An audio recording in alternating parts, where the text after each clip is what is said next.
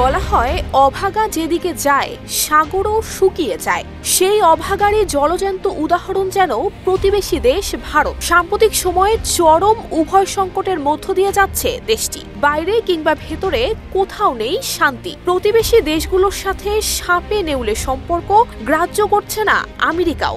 Seven sisters আলাদা রাষ্ট্র গঠনের দাবি তুলছে। পাকিস্তানের সাথে কাশ্মীর সমস্যাটাও মাথাচাড়া দিয়ে উঠেছে। পাশাপাশি খালিস্তান আন্দোলনও পুনরায় সক্রিয় হয়ে উঠেছে দেশটিতে। সব মিলিয়ে পরিস্থিতি যেন স্রোতের বিপরীতেই নিয়ে যাচ্ছে ভারতকে। স্বাধীন রাষ্ট্রের দাবিতে খালিস্তানি আন্দোলন তথা শিখদের নতুন রাষ্ট্র গঠনের দাবি প্রকট আকার ধারণ করেছে। যদিও ভারতের জন্য এই মুহূর্তে চ্যালেঞ্জের শেষ নেই, তবে এই আন্দোলন এবং অস্থিরতা ঠেকানো এক অগ্নিপরীক্ষায় পরিণত হয়েছে মোদী সরকারের জন্য। প্রশ্ন উঠেছে, এবার কি তবে ভারতের মধ্যেই শিখদের নতুন রাষ্ট্র হতে যাচ্ছে?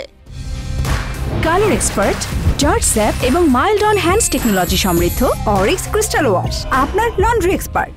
খালিস্তান আন্দোলন, যেটি শিখদের স্বাধীন রাষ্ট্র গঠনের দাবিতে শুরু হয়েছিল, যেটি বরাবরই ভারতের জন্য গুরুতর এক সমস্যা। ভারতের পাঞ্জাব অঞ্চল এবং পাকিস্তানের পাঞ্জাব অঞ্চলের মধ্যে 16 শতকে শিখ ধর্মের পথ চলা শুরু হয়। 1947 সালে ভারত পাকিস্তান বিভাজনের সময়ও পাঞ্জাব দুটি অংশে ভাগ হয়ে যায়। 80-র দশকে ভারতের পাঞ্জাবে খালিস্তান আন্দোলন ব্যাপক রূপ নেয় এবং তাতে অনেক সহিংসতার ঘটনা ঘটে।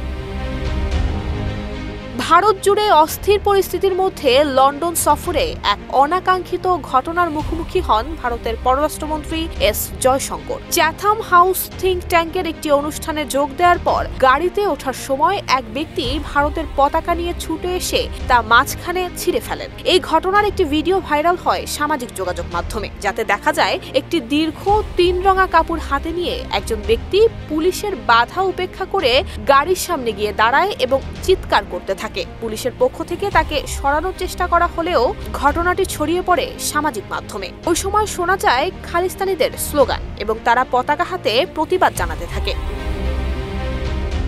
এই ঘটনাকে খুবই উদ্বেগজনক বলে মনে করছে ভারত সরকার, কারণ মন্ত্রীর কনভয়ের সামনে নিরাপত্তা ব্যারিকেড ভেঙে ভারতীয় পতাকা ছিঁড়ে ফেলা হয়েছে। এই ঘটনার বিরুদ্ধে কঠোর ব্যবস্থা গ্রহণের দাবি জানিয়েছে ভারতীয় নিরাপত্তা বাহিনী। নুসরাত জাহান মেহেক, ঢাকা পোস্ট।